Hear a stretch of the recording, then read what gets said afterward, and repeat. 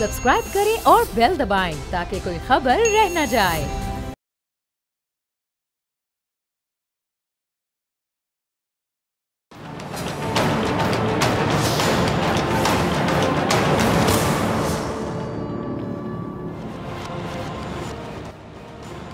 अस्सलाम वालेकुम नाज़रीन, मैं हूं डॉक्टर फ़ैज़ा ख़ान और मैं हूं पाकिस्तान। मुल्की हालात आपके सामने। इलेक्शन हुआ और उसके बाद फॉर्म 45 और 47 की बहस छिड़ गई। उसके बाद हमने देखा कि जी इंतखाबात दोबारा होने चाहिए, ऐसे मुतालिबात ज़ोर पकड़ने लगे और उसके बाद बजट आया तो बजट पे भी तनकीद शुरू हो गई। ये और बहुत से मामलात फिर पीपल्स पार्टी और MQM हम देख रहे हैं कि आमने सामने आ गई हैं और प्रेस कॉन्फ्रेंसेस भी आप मुलाहिज़ा कर रहे होंगे। सियासी मामलात पे बात करने के लिए मेरे साथ मौजूद हैं मुस्लिम लीग नून के सीनियर रहनुमा खुर्रम दस्तगीर साहब। खुर्रम साहब, बहुत शुक्रिया वक्त देने के लिए। बजट पर अभी तक बड़ी तनकीद हो रही है सर, और हर दफ़ा ये बजट पे तनकीद होती है। मैंने जब से होश संभाले हैं तो मैंने नहीं सुना कि बजट के बाद किसी ने तनकीद ना की हो। आज बड़ा अहम सवाल मैं आपसे पूछना चाह रही हूँ, क्योंकि आप उन सियासतदानों में से हैं कि अगर अपनी पार्टी पे भी कभी तनकीद करनी हो तो आप कर देते हैं। आपके अल्फाज का चुनाव बड़ा आप समझदारी से, बड़ा स्मार्टली, लेकिन आप तनकीद कर देते हैं। सर, ये बजट पर तनकीद करना क्या हमने अपनी आदत बना ली कि हमने हर हाल में शोर मचाना ही मचाना है, या फिर वाकई ये जो बजट है ये वाकई हमेशा तनकीद के काबिल ही होता है कि तनकीद ही करनी है हमने? कई बार होता है तनकीद बराए इस्लाह, लेकिन हमारे यहाँ बड़ा एक ट्रेंड है कि तनकीद बराए तनकीद है, कि तनकीद करने वाले को खुद नहीं पता होता कि वो तनकीद कर क्या रहा है, और अगर कर रहा है तो उसका फिर हल क्या है, वो कौन तजवीज़ करेगा? बहुत शुक्रिया आपका, आपने बिल्कुल दुरुस्त कहा है। हमारे लगे बंदे जुमले हैं कि जिसने तनकीद करनी होती है कहते हैं एदादो शुमार का वरम धंधा है, हाँ। और ये अवाम दुश्मन बजट है, और एक बारी लगी बंदी कहानी है। लेकिन जो असल बुनियादी बात यह है कि मुझे भी अब इस प्रोसेस को देखते हुए 2 दिहाइयों का अरसा हो गया है कि पाकिस्तान का बजट जो है वो बहुत हद तक एक अफसरशाही बजट है, और उसमें मैं अगर सही तज्जिया कर पाऊं तो गालिबन जो आखिरी, जैसे हम थोड़ा सा इनकलाबी बजट कह सकते हैं, वो 1990 का मुस्लिम लीग नून की हुकूमत के पहले साल का बजट था, जिसमें मैसिव एक लिबरलाइजेशन की गई थी इकोनॉमी की। उस वक्त फॉरेन एक्सचेंज की लिबरलाइजेशन हुई थी, बैंकिंग की रेगुलेशंस की, कस्टम्स की डीरेगुलेशन हुई थी, टेलीकॉम्स की डीरेगुलेशन। उसके बाद से अब ये आप कह सकते हैं कि अब 35 साल हो गए हैं, मुस्लिम लीग नून की भी आई है, लेकिन उस तरह की जो क्वांटम स्टेप जो है वो कोई हुकूमत भी नहीं ले सकी। और अब वही लगे बंदे जो हमारी कहानियां हैं।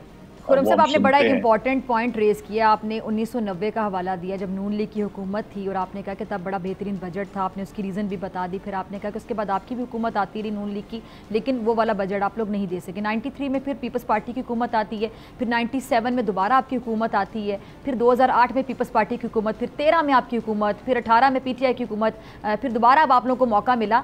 तो नून लीग को दोबारा 3 बार मौका मिला। 97 में भी मिला 90 के बाद, उसके बाद फिर 2013 में भी मिला, और अब भी नून लीग हुकूमत है। तो क्या वजह है कि क्या ऐसा मिसिंग है कि जिसकी वजह से दोबारा वो 1990 वाले बजट की जो आप तारीफ कर रहे हैं वो बजट दोबारा नहीं बना सकी नून लीग? एटलीस्ट अपने टेन्योर में नहीं बना सकी, तो 3 बार उनको मौका मिला।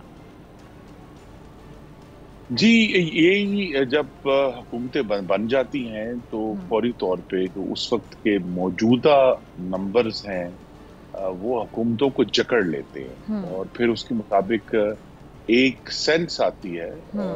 इस पर फिर ब्यूरोक्रेसी को ब्लेम नहीं दिया जाएगा, लेकिन बहरहाल वो इसके मेन प्रोपोनेंट्स हैं कि जनाब इतनी ही जगह है और इतनी ही आप चेंज कर सकते हैं, बाकी तो सारा जो है वो ऑलरेडी स्पोकन फॉर है। तो यहाँ हुकूमतों को और शहबाज शरीफ साहब को भी अब सोचना है कि चले ये बजट तो क्योंकि उनकी हुकूमत बनने के चंद महीने बाद ही आ गया है, उसमें गालिबन इतना वक्त नहीं था, लेकिन वो आज ही से सोच विचार करें, क्योंकि जिस चीज की कमी है 2-3 बातें हैं जिसमें क्वांटम जंप्स लेने हैं पाकिस्तान ने। एक तो पाकिस्तान की जो ज़राअत है वो अभी तक 19वीं सदी में है, उस पर जब तक संजीदगी से उसको 21वीं सदी में प्रैक्टिकली घसीटना पड़ेगा, ताकि हमारी नीड्स बेहतर हो, हमारा पानी का इस्तेमाल बेहतर हो, हमारा तवानाई का इस्तेमाल बेहतर हो, हमारा बीज का और खाद का इस्तेमाल जो है वो रैशनलाइज हो।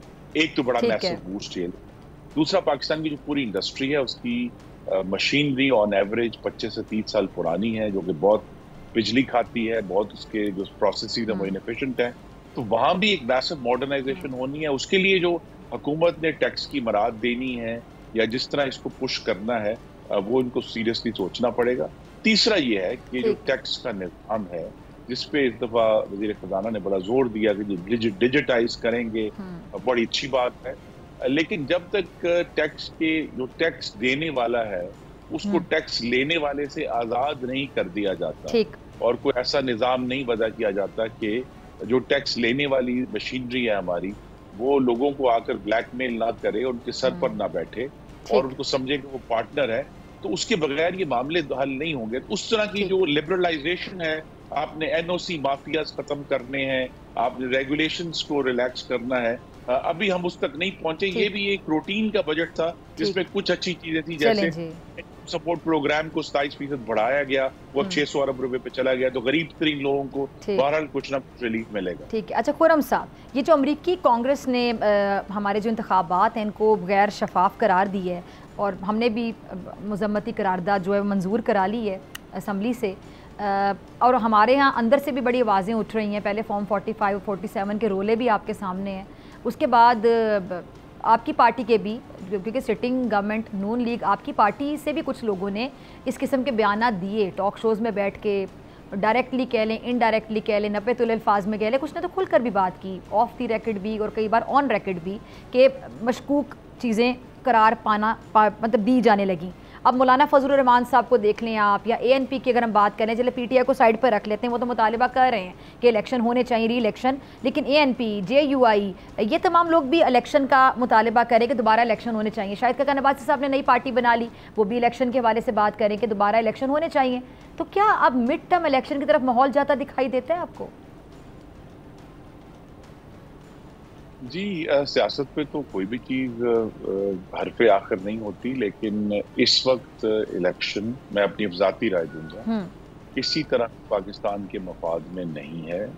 इस वक्त पाकिस्तान को बहुत संजीदा कंसोलिडेशन की ज़रूरत है, मुजतमा करना है पाकिस्तान की इकॉनमी और पाकिस्तान की जो सियासत है और जमहूरियत है, उसमें कुछ ठहराव लेकर आना है, ताकि हम कम से कम इस जो बहरान है, और ये बहरान जो है ये आर्जी नहीं है, ये बहरान पैदा हुआ है 2021 के बाद, जब से अमेरिका का इनखला हुआ पाकिस्तान से, और उसके बाद से जो पाकिस्तान को अमेरिका और उसके जो क्लोज एलाइज हैं, जो हमारे भी क्लोज एलाइज हैं मिडल ईस्ट में, जो पाकिस्तान को आसानी से इमदाद मिला करती थी या आसानी से जो है बजटरी सपोर्ट मिल जाती थी, वो अब नहीं मिलेगी। तो अब एक ऐसा मरीज जैसे पहली दफा अपने पैरों पर खुद खड़ा होना है, वो पाकिस्तान की सिचुएशन है, और वो इसीलिए जरूरत है कि उसी जो एक सोच जो 1990 के बजट में थी कि हमें इकोनॉमी को लिबरलाइज करना है, उसमें आज़ादी लेकर आनी है, और जो एक तरफ आज़ादी लेकर आनी है, दूसरी तरफ जो सरमायाकार है उसको तहफ़्फ़ुज़ देना है कि उसको जिस टर्म्स के ऊपर वो प्रोजेक्ट लगा रहा है उसको तब्दील नहीं कर दिया जाएगा, इंटरेस्ट रेट बढ़ा नहीं दिया जाएगा, उसकी टर्म्स की जो टैक्सेशन है वो चेंज नहीं कर दी जाएगी। तो बहुत सारे संजीदा काम करने का, और मैं इसका खुलासा कर सकूं, और वो ये है कि पाकिस्तान की जो हाकमियत है, सूबों की भी और वफाक की भी, वो बिल्कुल ही मतरूक हो चुकी है। बाकी दुनिया से हम बहुत पीछे रह गए हैं, और ये भी एक चैलेंज है कि इस हाकमियत को भी मॉडर्नाइज किया जाए, और पे दर पे इलेक्शन इसका हल नहीं है। जो तमाम जमातें इसका मुतालबा कर रही हैं वो मुतालबा करते रहे, लेकिन अभी तक किसी भी जमात की तरफ से सवाए मुतालबे के कोई संजीदा सबूत पाकिस्तान की किसी अदालत में दाखिल नहीं किए गए। सिर्फ गुफ्तगू हो रही है, सिर्फ वो कागज लहराए जा रहे हैं। तो जब तक कोई संजीदा सबूत, देखिए सबूत ये नहीं देना कि एक हल्के में खराबी हुई, आपने सबूत देना है कि अगर कौमी असम्बली के 272 हल्के हैं, उसमें से कम कोई 150 के अंदर ऐसी खराबी हुई है जिसको देखकर कहा जाए कि इलेक्शन, ऐसा कोई भी एविडेंस जो है 5 महीनों में कोई भी ऑपोजिशन की जमात पेश नहीं कर पाई। अच्छा, सर माजी में भी हमने देखा कि तमाम जो पार्टी, अगर बड़ी पार्टियों की बात करें, पीपल्स पार्टी है या आपकी पार्टी है पाकिस्तान मुस्लिम लीग नून, आप लोगों के भी लीडरान हैं उनको भी जेलों में जाना पड़ा। मुझे याद है भुट्टो साहब जब जेल में गए तो उसके बाद पार्टी को कैसे मुतहरिक रखा गया। फिर बेनज़ीर भुट्टो साहिबा जो कि बड़ी कम उम्र थी जब वो आईं, और फिर जब वो वज़ीर आज़म बनी 1988 में पहली बार, किसी भी इस्लामी मुल्क की अगर हम बात करें तो पाकिस्तान की खातून वज़ीर आज़म होने का उनको एजाज़ है, और इस्लामी ममालिक में पहला हमारा मुल्क था जहाँ पर खातून वज़ीर आज़म बनी, जिसको आपकी पार्टी भी मेरे ख्याल से अप्रिशिएट करेगी। दूसरी बात है कि फिर आपके भी लीडरान जेलों में गए, लेकिन पार्टियां तितर बितर नहीं हुई, किसी न किसी ने पार्टी को संभाल लिया। एक स्ट्रैटेजी कह लें या जो भी कह लें। अब मैं मरियम नवाज साहिबा की भी तारीफ़ करना चाहूँगी कि नवाज शरीफ साहब के बाद जब बुरे हालात थे तो शायद उनके बेटों से ज़्यादा उनकी बेटी ने उनका साथ दिया, और अपनी पार्टी को मुतहरिक रखने में एक बड़ा किरदार है मरियम नवाज साहिबा का, जो वज़ीर आला पंजाब भी हैं, बड़ी एक्टिव नज़र आती हैं। लेकिन PTI की अगर मैं बात करूँ तो उनका लीडर जेल में गया तो पार्टी तकरीबन तितर बितर हो गई। अब पार्टी के अंदर धड़े भाई देती हैं, हर कोई अपने आप में एक बानी चेयरमैन की हैसियत रखता है, हर कोई अपने आप में एक इमरान खान है। अब हम देख रहे हैं कि फवाद चौधरी साहब ने जो इंटरव्यू दिया, आपकी नज़रों से भी गुजरा होगा, आपने सुना होगा कि आपकी पार्टी के हवाले से बात की जाती थी कि नून में से शीन निकलेगा, मीम निकलेगा, लेकिन इनकी पार्टी में अभी शीन की आवाज़ें आ रही हैं जिनके नाम इत्तेफाक कह लें कि शीन से शुरू होते हैं। शानदाना गुलजार कह लें, शेर अफजल मरवत कह लें, शायर अफरीदी कह लें, तमाम या तो ज़ेरे आताब हैं। एक तरफ से इल्ज़ाम ये आता है कि इन्होंने पार्टी को हाईजैक किया हुआ है। यहाँ तक बातें आ रही हैं कि जी कोई लीडर के ज़्यादा करीब है, कानों में फूंके मारता है, और एक इतनी ज़्यादा फूंक मार देता है शिद्दत के साथ कि दूसरा लीडर से दूर हो जाता है। कैसे देख रहे हैं इस पार्टी को? क्या फॉरवर्ड ब्लॉक बनने जा रहे हैं इस पार्टी में? क्या होने जा रहा है आगे PTI में? जी देखिए, PTI की जो पूरा इर्तिका है वो इर्तिका मसनूई है। उनकी असल सिचुएशन थी वो 2013 में कि मुल्क के मुख्तलिफ इलाकों में उनको 27 नशिस्तें उन्होंने जीती थी, तो स्पेशल चीफ जाके उनकी असल जो तमाम सियासी जद्दोजहद का नतीजा वो था। उसके बाद जब मसनूई तौर पर उसमें हवा भरी गई और उसमें इलेक्टेबल्स शामिल करवाए गए, और फिर एक बिल्कुल ही जो है रिग्ड इलेक्शन के जरिए 2018 में उनको हुकूमत दिलाई गई, तो ये परिंदे थे जो उड़कर इनकी जमात में आए, और फिर जब जमात पर मुश्किल वक्त आया तो वो उड़कर कहीं और चले गए, और अब वो दोबारा सोच रहे हैं कि हमें किधर जाना है और कहाँ जाना है। और कुछ लोग ज़ाहिर है उसमें जेन्युइन भी हमेशा होते हैं सियासी जमातों में, लेकिन यहाँ जो जैसा मैंने कहा कि क्योंकि इर्तिका मसनूई हुआ था, जो इन्फ्लेशन हुई 13 से 18 के दरमियान, खास तौर पे जो हमने देखा था कि जो मुख्तलिफ जलसों के जरिए और उस धरने के जरिए हवा भरी गई, तो लिहाजा अब जो एक बात साबित हुई है कि ये पहले भी एक पर्सनैलिटी कल्ट, ये एक फिरका था जो एक शख्सियत के गिर्द होता था, आज भी वो फिरका है। अगर आप देखिए कि मियां नवाज शरीफ जब इस मुल्क से गए बाहर तो उनकी जगह पहले जो है वो बड़े लोग, सीनियर लोग जो हैं वो उन्होंने पार्टी की क़यादत संभाली, और मुस्लिम लीग नून का जो परफॉर्मेंस है 2018 से लेकर 22 तक वो एक डिसिप्लिन परफॉर्मेंस थी। वहाँ पार्लियामेंट में शहबाज शरीफ साहब लीडर ऑफ द ऑपोजिशन थे, उन्होंने उसको पार्टी को संभाला, दिए रखा, खुद भी वो जेल में गए 11 महीने के लिए। लेकिन यहाँ हम देखें चूंकि एक पर्सनैलिटी कल्ट है और कभी भी इस पार्टी की जो कुदरती इर्तिका है वो नहीं हुआ, तो अब पहली दफा जब उनके ऊपर उस्ताद आई है और उन्हें मुश्किलात का सामना है, तो शायद उम्मीद हम कर सकते हैं कि इसके बाद कोई जेन्युइन बेस बाहर आएगी, लेकिन अभी तक तो परिंदों की उड़ान और फड़ान ही जारी है। ठीक है, यानी मुश्किल वक्त आपको लगता है कि इनको मंझा हुआ बना सकते हैं, इसके चांसेस अभी भी हैं?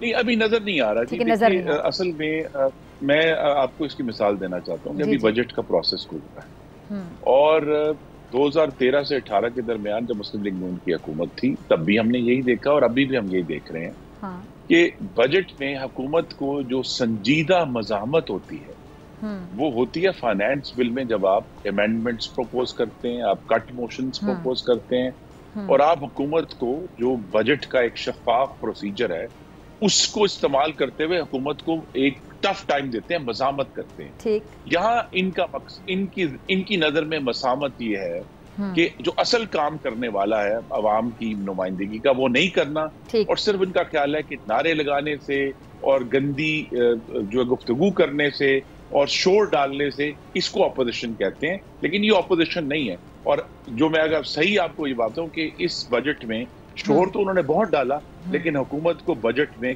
कोई संजीदा मुज़ामत का सामना नहीं। ठीक है। अच्छा खुर्रम साहब, अभी हम मीम से शीन निकलने की बातें कर रहे थे। पीटीआई के अपने अंदर शीन वाले हैं, वो उनका मैंने जिक्र किया, शानदाना गुलजार साहिबा और ये जितने भी शहरियार अफरीदी, शेर अफजल मरवत। ये शीन से एक और नाम शुरू होता है, शाहिद खान अब्बासी साहब, एक बहुत बड़ा नाम है, साबिक वज़ीर आज़म है पाकिस्तान के। कुछ दिन पहले पिछले हफ्ते मेरे प्रोग्राम में मौजूद थे और मैंने उनसे एक सवाल पूछा। सवाल ये था बेसिकली कि आप जितने भी लोग आपकी पार्टी में अपनी पार्टी से नाराज़ हैं या नाला हैं, कुछ लोग इजहार कर जाते हैं और कुछ मुरब्बतन इजहार नहीं करते हैं। आला ज़रफ़ी कह लें कि वो लीडरशिप का एहतराम करते हैं, खामोशी से रास्ते जुदा कर लेते हैं, जिसका उनको राइट भी होता है, लेकिन अपनी पुरानी लीडरशिप पे तनकीद नहीं करते हैं, राज़ों को राज ही रखते हैं। इस तरह के बहुत से नाम आपकी पार्टी में भी मौजूद हैं जो नाराज़ हैं लेकिन खामोशी से नाराज़ हैं और उनकी बड़ी इज्जत करने को दिल चाहता है, मैं ये कहना चाहूँगी। तो मैंने शाहिद खान अब्बासी साहब से पूछा कि आप दावत देंगे अपनी पार्टी के कुछ लोगों को, जिनमें मैंने कुछ नाम भी लिए, तो उन्होंने कहा कि मैं सबको दावत दूंगा जो आना चाहे। फिर मैंने साथ मेंशन ये किया कि माजी में भी ऐसी पार्टियां बनती रही, जैसे कि नेशनल पीपल्स पार्टी बनी थी, आपको याद होगा, जिसमें मौलाना कौसर नियाजी साहब भी थे, खुर्रम साहब और इस तरह के कुछ नाम थे।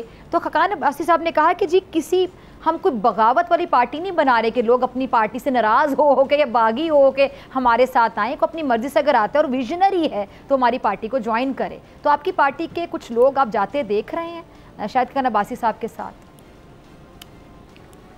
जी अभी तो ऐसी हमें कोई लहर नजर नहीं आई, क्योंकि अब्बासी साहब की जो जमात है, मैं यही कहूँगा कि अल्लाह ताला उनकी मदद करे, उनको रहमत करे। लेकिन यह है कि उन्होंने भी अभी तक जो है जो हल देने हैं ना कि पाकिस्तान में, वो हल अभी तक कहीं भी नजर नहीं आए। अगर हमें नजर आए कि कोई ऐसी जमात है जो, मतलब सबसे बड़ा क्राइसिस क्या है पाकिस्तान, सबसे बड़ा क्राइसिस इस वक्त यह है कि पाकिस्तान में नई सरमायाकारी और उसके नतीजे में नया रोजगार पैदा नहीं हो रहा हमारे नौजवान मर्दों खवातीन के लिए, तो पूरे मुल्क के सामने। अब उसकी बहुत सारी वजूहात हैं, लेकिन उस तक पहुंचने के लिए कि पाकिस्तान में दोबारा सरमायाकारी हो और उसके जरिए नया रोजगार पैदा हो, या पाकिस्तान की जो इस वक्त की, ये बड़ा आसान है, जैसे कल उन्होंने प्रेस कॉन्फ्रेंस की, ये कह देना जी हुकूमत अपने खर्चे क्यों नहीं कम करती। वो हुकूमत जो खर्चे कम करेगी, सबसे पहले मुलाजिम निकाले जाएंगे, और जब मुलाजिम निकाले जाएंगे तो उसका एक सियासी जो है वो आपको बैकलैश आएगा और उसका सामना करना पड़ेगा। तो ये सारे इश्यूज ऐसे हैं कि अगर ये आसान होते तो अब तक हल हो गए होते, लेकिन इन सीरियस इश्यूज के अभी तक हल हम इंतजार कर रहे हैं कि वो प्रपोज करेंगे। और मुस्लिम लीग नून में इस वक्त बहुत सारे लोग ऐसे हैं जो हम मेरी तरह के जो समझते हैं कि मोहम्मद नवाज शरीफ चाहे इस वक्त हमें नजर आता है कि उस तरह मुतहरक नहीं है, लेकिन अभी भी पाकिस्तान की जो मुआशी ग्रोथ है, उनके अलावा मैंने कम से कम अभी तक अपनी सियासी जिंदगी में कोई और लीडर नहीं देखा जिसको इकोनॉमिक ग्रोथ की समझ हो। बाकी सब सती बातें करते हैं, उनको अंदाजा है कि पाकिस्तान को ग्रो कैसे करना। ठीक है, यानी आप शाहिद खान अब्बासी साहब को उतना विजनरी नहीं समझते, आपकी बात से मैं ये अंदाज़ा लगाऊं?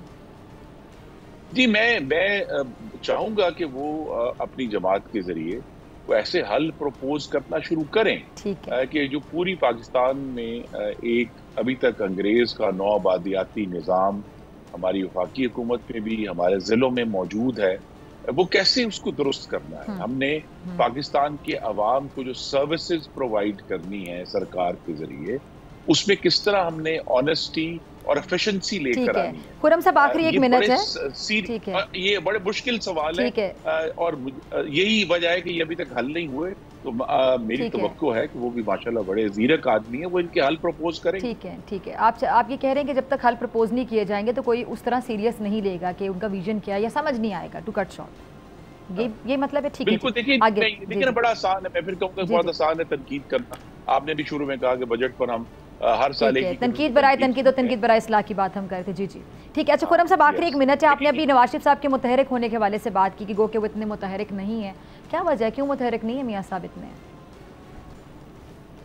जी ये तो अभी कोई जमात की नशिस्त होगी, अभी तक कुछ महदूद नशिस्तें हुई हैं, अभी तक कुछ क्लियर नहीं हुआ। लेकिन नहीं, उनका जो विजन है, देखिए वो उन्होंने आखिर किसी सोच के तहत ये सदारत जो है वो संभाली है।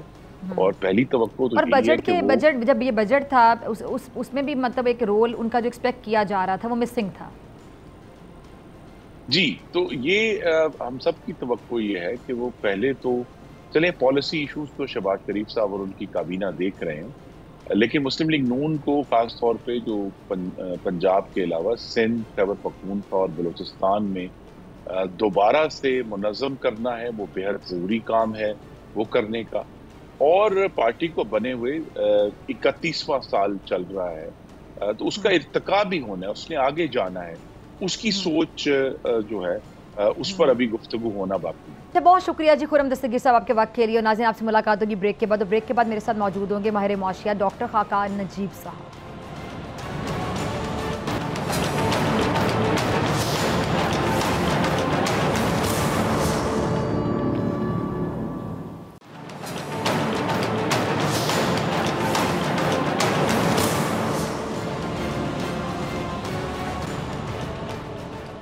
वेलकम बैक नाजरीन, मेरे साथ मौजूद हैं खाकान नजीब साहब, किसी तारुफ के मोहताज नहीं, मैशत पे गहरी नज़र रखते हैं, माहिर मुआशियात हैं।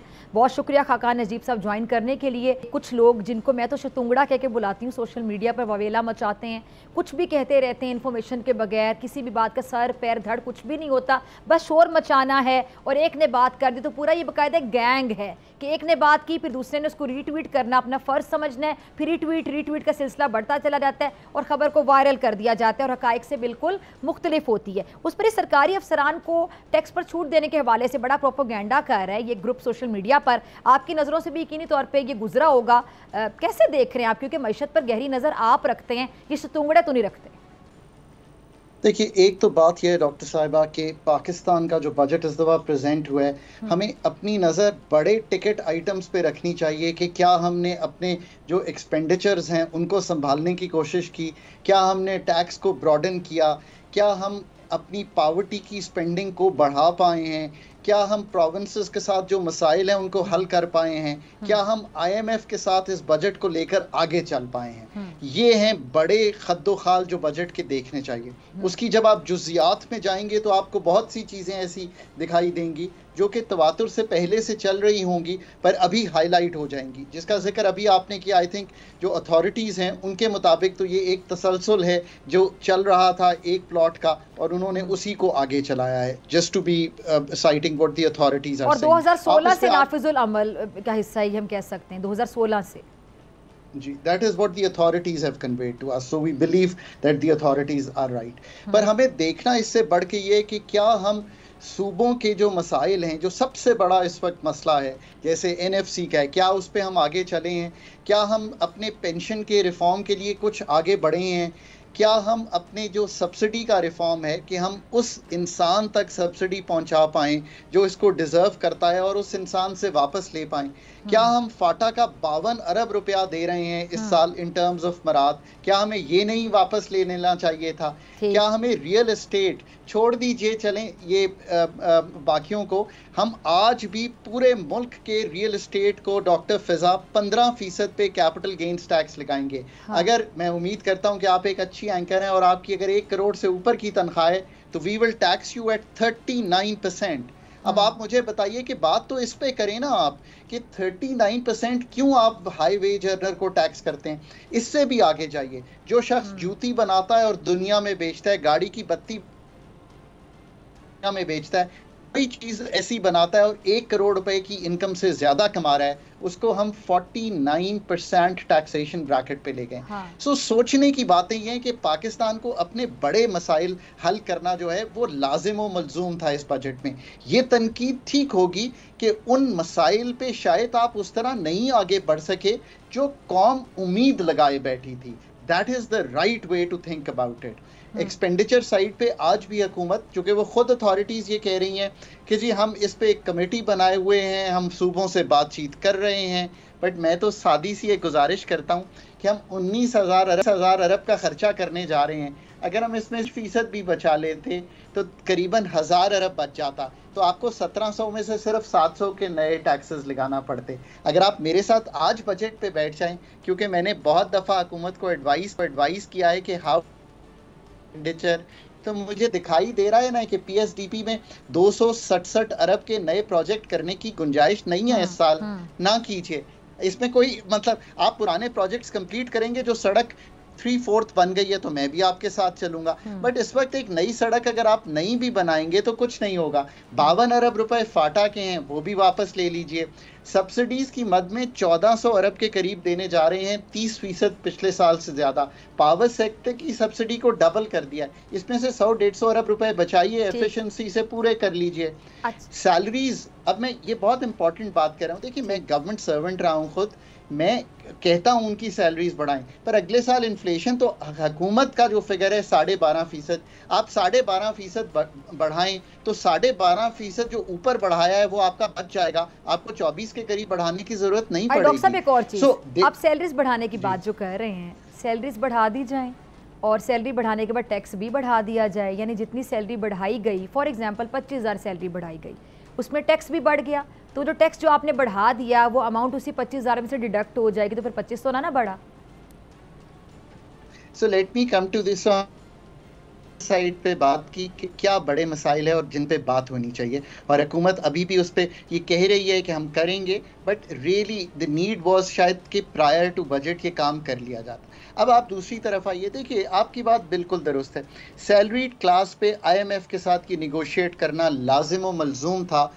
आपके पास अगर 1 लाख रुपया होता डॉक्टर 2022 जून में, तो 2024 जून में उसकी कीमत जो है वो कम होके 61,000 रुपया रह गई है, उसकी बाइंग पावर। तो जो मेरा 50,000 का ब्रैकेट है जहां मैं टैक्स की इस्तिस्ना देता हूं, उसको मुझे 75,000 करना चाहिए था, पर मैंने तो जाके जो 1 लाख वाला है उसकी जो टैक्स है उसको दुगना कर दिया, यानी कि 1250 से बढ़ा के 2500 रुपए कर दिया। So I think the thought process there also should have been better.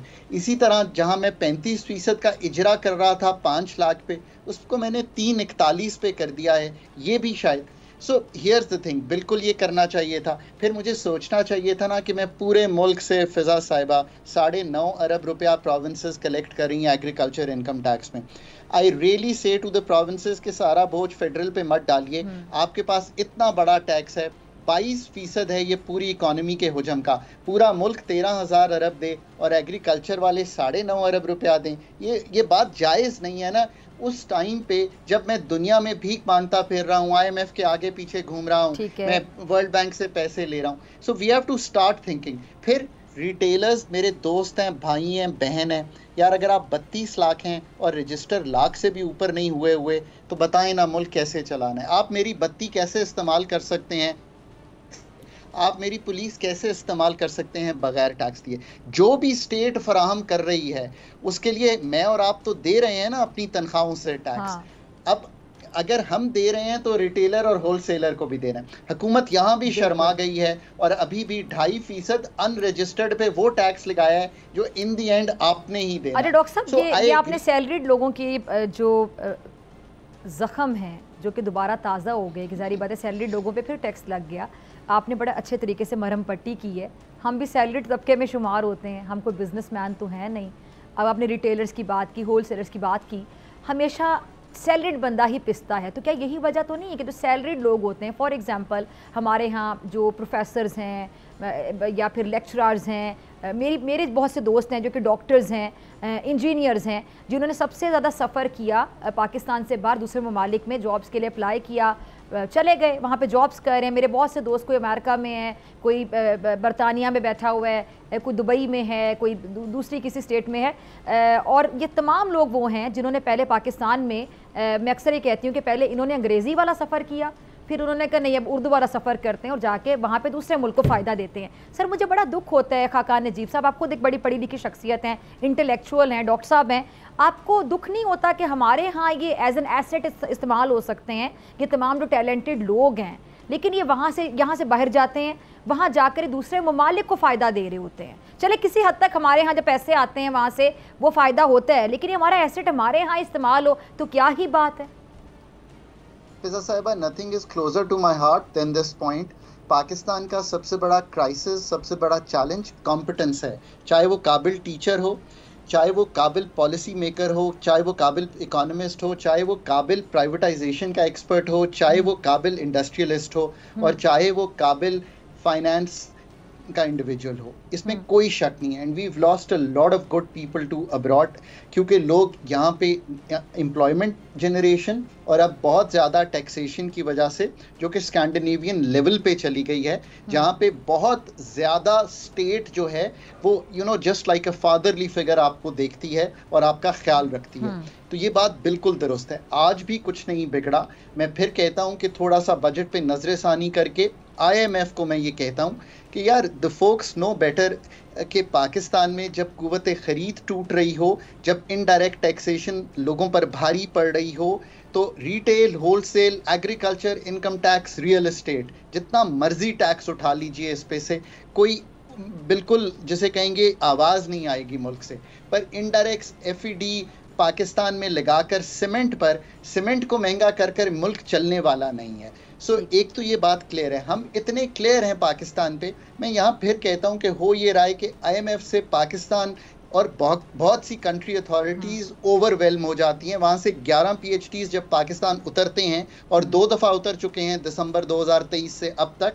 ये बात मैं इसलिए जानता हूँ कि एक TA मिशन बिल्कुल टैक्स पे पहले आया, उन्होंने एक रिपोर्ट लिखी। तो जो कंट्री अथॉरिटीज़ हैं, they have to put their best people together, a professional economist team together, and वो उनसे इसी तरह ये बहस करें कि मेरी कुव्वत ख़रीद टूट गई है, मेरी इनडायरेक्ट टैक्सेशन बढ़ रही है, मुझे थोड़ा सा रूम दीजिए, मैं 1000, 12, 1500 अरब अपना एक्सपेंडिचर काट दूंगा। और आज भी बिल्कुल बहुत बड़ा एक्सपेंडिचर का रिफॉर्म होना चाहिए, वो एक तरफ है। पर जो दूसरी तरफ है वो ये है कि जो इस वक्त कटौती कर सकते हैं वो कर दीजिए। आई थिंक कि हुकूमत ने एक अच्छा कदम उठाया, एक्सपोर्टर्स को नॉर्मल रजीम में लाए, सो वी सपोर्ट दैट, कि बहुत अच्छा कदम है ये। इससे सब नॉर्मल रजीम में आ जाएंगे, so that's a good way to move forward. पर इससे आगे बढ़िए और फिस्कल पैक्ट जो भी प्रोविंसेस से करना है, आज उन्हें कहिए कि हम उनको आखिरी हम भी आपके इजाज़त से आगे बढ़ते हैं। ठीक है जी, खाकान नजीब साहब बहुत शुक्रिया, आपकी बड़ी इंटरेस्टिंग गुफ्तगू हो रही थी, और हमेशा की तरह आपका समझाने का अंदाज़ बहुत अच्छा है। और जिन लोगों को इकोनॉमी की समझ नहीं आती है, इकनॉमिक्स बड़ा एक मेरे ख्याल से बड़ा मुश्किल एक सब्जेक्ट है, तो जिनको नहीं समझ आती मैशत क्या, बड़े अच्छे तरीके से उनके जो तमाम सवालात हैं उनका जवाब देते हैं, और बहुत सी चीज़ें हमारी भी क्लियर कर देते हैं। बहुत शुक्रिया जी आपके वक्त।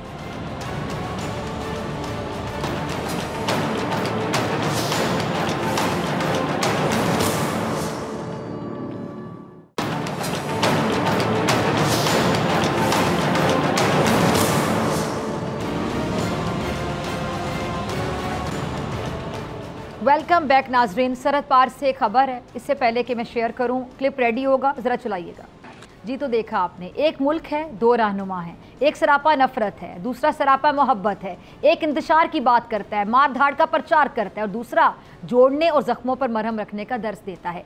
एक की शक्ल, अकल और इक़दामात से दरिंदगी झलकती है, और दूसरा इंसानियत की नुमाइंदगी करता है। एक फिस्तायत, इंतहा पसंदी, तासुब से भरा हुआ है, और दूसरा सेकुलरिज्म, जमहूरियत और सबको साथ लेकर चलने के लिए कोशा दिखाई देता है। लेकिन सितम देखिए कि पहले वाला इक़्तिदार में पहुंच गया और दूसरा ऑपोजिशन में बैठा है। लेकिन मैं दाद देती हूँ उसके अज़म की, हौसले की, कि वो अपने मिशन से फिर भी पीछे नहीं हटा है। मैं बात करी भारत की, जहाँ 2 इंतहाओं में मुकाबला हो रहा है। एक तरफ नफ़रत है, मुस्लिम दुश्मनी है और बुक से भरा नरेंद्र मोदी, और दूसरी तरफ अगर मैं बात करूं, सेकुलरिज्म का परचम उठाए राहुल गांधी है।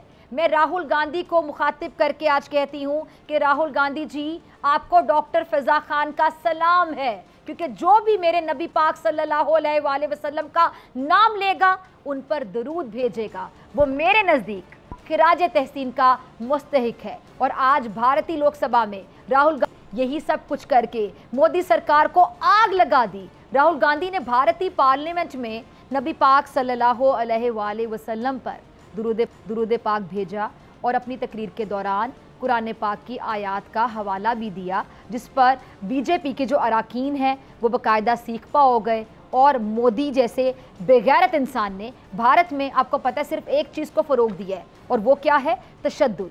मोदी के दौर में अक़लियतें, ख़ास तौर पे अगर मैं मुसलमानों की बात करूं, तशद्दुद का और खौफ का शिकार हुए। और यही सच तो राहुल गांधी ने इन बेशर्मों के मुंह पर बोला है। क्या गलत कहा राहुल गांधी ने कि बीजेपी अपने मुल्क में सिर्फ नफरत, खौफ और तशद्दुद फैला रही है, जुल्म कर रही है मुसलमानों पर। हुकूमती रहनुमा हिंदू होने का दावा तो करते हैं लेकिन साथ ही नफरत भी फैला रहे हैं। और बेशर्मो बताओ ज़रा इसमें क्या गलत है? यही सब कुछ तो आलमी इदारों की रिपोर्टें भी कहती हैं। मैं बताती हूँ कि मोदी और उसके जो बुलुंगड़े हैं उन्हें आग किस बात की लगी है। राहुल गांधी ने भारतीय पार्लियामेंट में खड़े होकर इस्लाम की अमन पसंदी और कुरानी तालीमात का हवाला दिया और इन इंतहा पसंदों को कहा कि कुरान ये कहता है कि पैगंबर इस्लाम की तालीमात हैं कि खौफ को ख़त्म करो और डरो मत। बस फिर क्या था, मोदी जी की तो बस हो गई। गुजरात का ये जो कसाई है साथियों समेत अपनी सीट पे खड़ा हो गया और स्पीकर से राहुल का माइक बंद करने के और माफ़ी मांगने और ये अल्फाज हज़फ करने का मुतालिबा कर दिया। नरेंद्र मोदी ने कहा कि राहुल गांधी ने पूरे हिंदू माशरे पर तशद्दुद का इल्ज़ाम लगाया है और राहुल ने भी फिर क्या मुंह तोड़ जवाब दिया इस नरेंद्र मोदी को, बल्कि दरिंदर मोदी को। और आरएसएस पूरा हिंदू समाज नहीं है। शाबाश राहुल गांधी जी। आज मैं दोबारा आपको इस प्लेटफॉर्म से सलाम पेश करती हूँ। डॉक्टर फ़िज़ा आपको सलाम पेश करती है राहुल गांधी जी। नाज़रीन इसी के साथ मुझे दीजिए इजाज़त। आपसे मुलाकात होगी इंशाल्लाह कल सेम टाइम सेम चैनल। अगर ज़िंदगी ने वफ़ा की दुआओं में याद रखिएगा, अपना बहुत ख्याल रखिएगा। अल्लाह ने के बाद।